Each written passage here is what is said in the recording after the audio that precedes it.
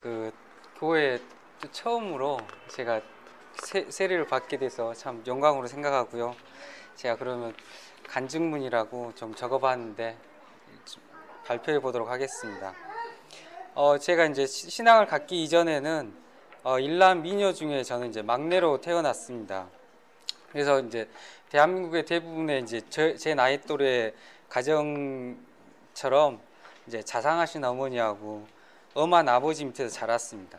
근데 이제 아버지는 엄하다기보다는 술을 많이 드시고 술 주정을 좀 심하게 하셨습니다.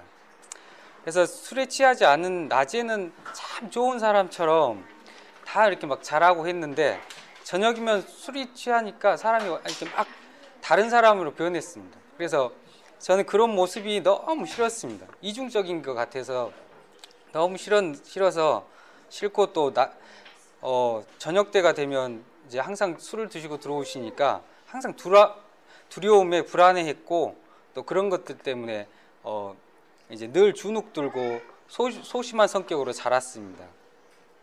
그러다 보니 이제 어렸을 때부터 이제 정신적으로 막 힘들어하다 보니까 신은 있을까? 나는 왜 사는 거지?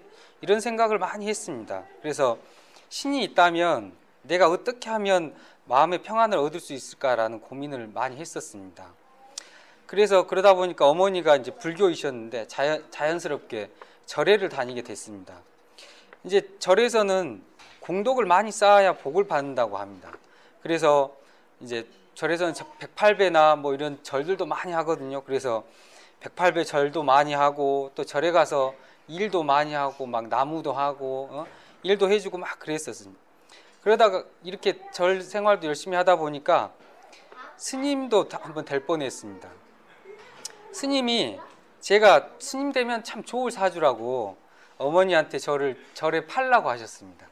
근데 이제 어떻게 보면 다행일 수도 있는데 제가 집안에서 아들이 하나다 보니까 그렇게 하지는 못하셨습니다. 그러면서 이제 또 절에서 이렇게 계속 열심히 다니기도 하고 절에서도 보면 이렇게 좋은 친구 사귀는 법, 또 아니면 또 마음을 편안하게 해주는 법, 뭐 공부 잘하게 할 수 있는 이런 주문들이 있습니다. 마치 그런 주문들을 이제 뭐 스님들이 이렇게 주시고 하면 그것도 열심히 외우고 했는데 그랬지만 또 제 근본적인 마음의 상처들이나 이런 것은 치료가 되지 않았습니다. 그렇게 나이 또 이제 먹게 되고 하면서 중고등학생이 되면서 아버지에 대한 스트레스는 계속 쌓여갔습니다. 그리고 이런 고민들은 저는 창피해서 친구들이나 남들한테 얘기하지도 못하고 속으로만 알아갔습니다. 그러니까 이런 게 원인이 됐을지 모르지만 제가 고1 때 이제 종양을 발견하게 됩니다. 이제 심장하고 폐 사이에 이제 주먹만한 물혹이 있었는데 좀 심각했습니다. 그래서 죽을 뻔했는데 그래도 다행히 수술이 잘 돼서 다시 살아났고 대학도 가게 되고 이제 또 뒤늦게 사춘기를 이제 겪게 되면서 술과 담배에 빠져서 살게 됩니다. 이렇게 그러던 중에 또 이제 어머니가 루게릭이라는 희귀 난치병에 이제 앓게 되시면서 저는 이제 어머니의 간호를 핑계로 거의 세상과 단절하게 됩니다. 그러던 중에 뭐 아버지는 여전히 술에 취해 주정을 계속 심하게 하셨고 저는 그래서 그런 모습을 보면서 저의 모든 불행의 원인을 아버지에 두고 미워를 했습니다. 미워했고 또 마음은 점점 더 병들어갔고 어두운 터널 속으로 계속 들어가는 듯 했습니다. 그러다가 한 번은 또 공동묘지에 가서 자살을 하려고 했습니다. 시도까지는 안 했는데 근데 그러면서 지금도 지옥 같은데 이렇게 자살을 하면 영원한 지옥에 떨어진다고 제가 들었거든요. 그러다 보니까 지금도 지옥 같은데 영원한 지옥에 들어간다는 게 무서워서 못했습니다. 그러면서 죽지도 못하고 하루하루 그냥 버티면서 지냈습니다. 결국 그렇게 또 이제 어머니는 고통 중에 돌아가시고 이제 간병을 하면서 어머니한테 못했던 것들 막 이런 자괴감 때문에 우울증에 심하게 빠져들게 됩니다. 그래서 빨리 집에서 벗어나고 싶은 생각에 대학도 그만두고 이제 공무원 시험 준비를 하게 됩니다. 그러나 이도 계속 낙방하게 되고 공부한다고 책상 앞에 계속 앉아 있다 보니 생각만 많아지게 되고, 또 우울증은 더 계속 더 심해지게 되고, 정말 이러다 죽겠다 싶어서 그냥 몸이라도 움직여 보자라는 생각에 직장 생활을 하게 됩니다. 몸을 움직이다 보니 그래도 우울증이 조금 나아졌습니다. 그러나 여전히 마음의 상처나 울분은 가시지 않았고, 겉으로는 표현은 안 하고 있었으나 마음속은 늘 불만과 불평이 가득했고 항상 화가 나 있었습니다. 그리고 마음속으로 항상 다른 사람과 싸우고 있었습니다. 제가 이런 생활 중에 있었었는데, 제가 제 삶은 이렇듯 겉모습과 다르게 마음은 심한 병을 앓고 있었으며, 그래서 또 늘 마음은 의지할 신이나 종교를 찾곤 했습니다. 그래서 어렸을 때 중고등학교 시절에는 이제 친척 중에 이모님 한 분이 계시는데, 그분이 교회를 열심히 다니셨습니다. 또 그 집 자녀들이 우리 형제와 나이가 비슷했고, 그 중에 저와 동갑인 친구가 있었습니다. 그 집도 이모부께서 좀 한성격 하셨는데, 이 아이는 항상 밝고 적극적인 성격이었습니다. 정말 부러웠습니다. 쟤는 어떻게 저럴 수가 있지 싶어 교회를 다니면 저렇게 변할 수 있을까? 그래서 저도 교회에 나가보기로 했습니다.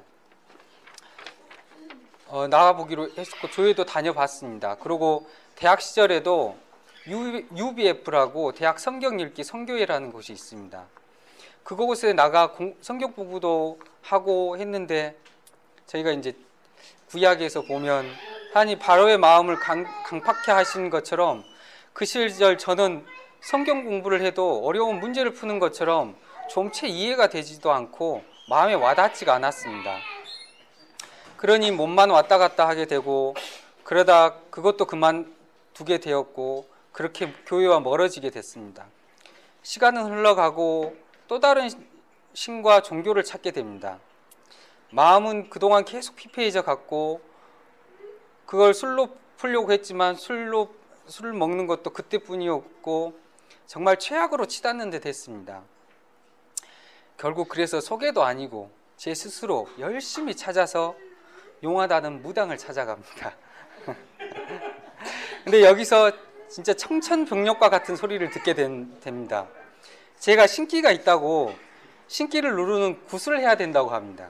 그것도 신기가 아주 강해서 한 번으로는 안 되고 여러 번 해야 된다고 했습니다.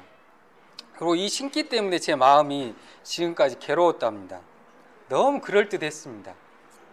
그래서 이게 어디에 말은 못하지만 식구들 몰래 작은 굿도 했습니다. 그 뒤로 매달 한두 번씩 이렇게 점을 보러 갔는데, 그래도 이제 또 아닌 건 아니더라고요. 왜냐하면 못 맞추는 것도 많고 또 다른 것도 많고, 내 생각은 아닌데 이런 식으로 얘기를 하고 그러더라고요. 그러니까 그저 제가 마음의 위로를 받고 싶어서 거기 점집을 찾아갔던 것입니다. 그러고 나니까 이제 정말 어디로 가야 하나 막막했습니다. 내가 왜 사는지, 무엇을 위해 사는지, 내가 왜 존재해야 되는지에 대한 의문을 풀 곳이 없었습니다. 그즈음 누나들을 이제 보게 됩니다. 누나들도 나처럼 어차피 같은 집안에서 사는 형제들이었기 때문에 나처럼 집안 문제로 힘들었을 것이고, 특히 어머니가 이제 많이 아프시다가 돌아가시면서 모두의 마음의 병이 깊었을 것입니다. 근데 작은 누나는 성당을 다니면서, 또 큰 누나는 교회를 다니면서 마음의 평안을 찾는 듯해 보였습니다. 그래서 저도 생각을 했습니다. 나도 다시 교회를 나가볼까? 그러면 우울증도 없어지고 마음의 평안과 일상의 즐거움을 느껴볼 수 있지 않을까? 그래서 평소에 강연하지 않았으나 교회 다니기를 권유했던 큰 누나에게 연락을 하게 되고, 이제 최용진 목사님을 만나게 되고, 또 믿음의 길로 들어서게 됩니다. 간증문을 쓰면서 되돌아보면 이게 하나님의 예정이시구나 생각하면 마지막 순간에, 또 가장 간절한 순간에 저에게 믿음을 허락해 주심을 감사합니다. 예전처럼 성경 공부를 해도 하나님을 알지 못했다면 이렇게 지금 숨쉬고 있을까 싶고, 또 제 한가운데서 허우적대던 저에게 믿음의 눈을 뜨게 하심을 참 감사하게 생각합니다. 이렇듯 하나님과 또 예수님을 알게 됨으로써 비로소 내가 왜 존재하는지, 또 어떻게 살아야 하는지 조금씩 알게 됩니다. 그리고 목사님과 처음 만나서 3개월간 매일 성경 공부를 하면서 기존에 내가 알고 있었던 기독교와 또 복음이 뭔지에 대해서 복음 등에 대해서 내가 잘못 알고 있었다는 것을 깨닫게 되고, 새로 올바로 알게 되면서 이제는 또 새로운 고민에 빠집니다. 진정한 믿음이 생겼다고 할 수 있으려면 거듭남이 있어야 된다고 하는데, 거듭남이 있어야 되고 하는데, 그리고 그 거듭남이 있으면 내 마음도 완전 달라지고 우울함도 없어지고 행복한 마음이 가득해야 될 것 같은데, 제 마음은 여전히 똑같은 마음이었습니다. 여전히 화나 있었고 불만이 가득했고 마음속으로 항상 다른 사람들과 싸우고 있었습니다. 믿음이라는 것은 결국 하나님이 주셔야 하는 것인데, 저는 제가 제 자신을 이기고 또 행동을 바꾸면 무언가 생길 거라고 생각했습니다. 예를 들자면 술을 끊어보고 또 담배를 끊고 날마다 성경 읽기를 하고 또 기도를 하고 이러면 제 안에 뭐가 생길 거라고 생각했습니다. 그러나 결국 저는 어느 하나 제 자신과의 약속을 지키지 못했습니다. 제 자신이 너무 부끄러웠고 나약함이 싫었습니다. 나는 이 정도밖에 안 되는구나.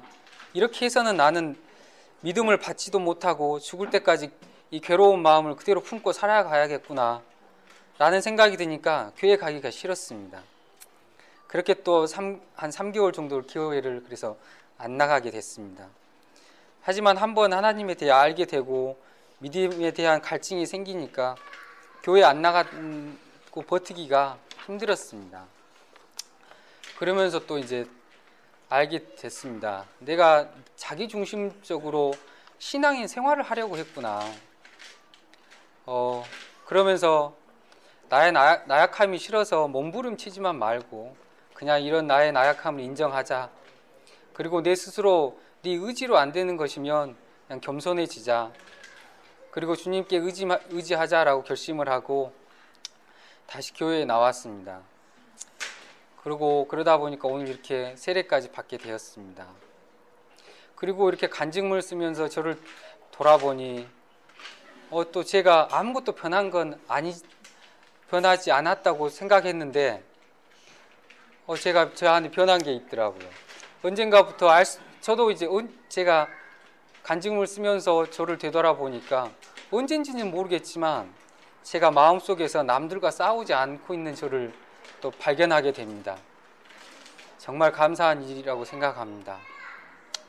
그리고 오늘 다시 한번 고백합니다. 이제 예수님을 유일하신 구원자이심으로 다시 한번 고백하며 세례를 통하여 인격적으로 하나님을 영접할 수 있기를 기원하고 온전한 믿음 가운데 하나님께 영광 드릴 수 있는 삶을 제가 살 수 있기를 바라봅니다. 네. 네.